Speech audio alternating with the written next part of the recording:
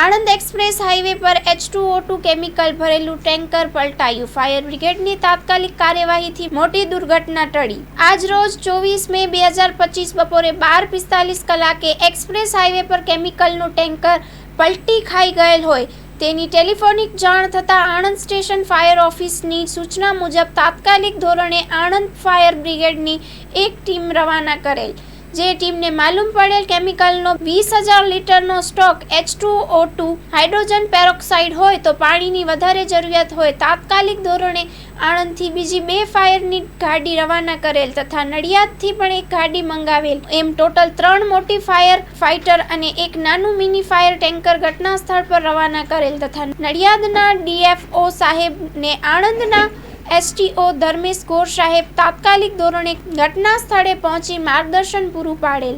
જે કંપનીની વિગત લેતા ટેન્કર ઇન્ડિયન પેરોક્સાઇડ કંપની દહેજનું હોય તે દહેજથી અહેમદાબાદ તરફ જતું હોય ત્યાં એક્સપ્રેસ હાઈવે પર આણંદની હદમાં દુર્ઘટના સર્જાયેલ. જે ગાડી નંબર GJ06806256 તથા ડ્રાઈવરનું નામ બલજીદર સિંઘ માલુમ પડે છે. તેમાં કોઈ પણ પ્રકારની જાનહાનિ નથી થયેલ. Report by Nandlal Bhanushali, Anand.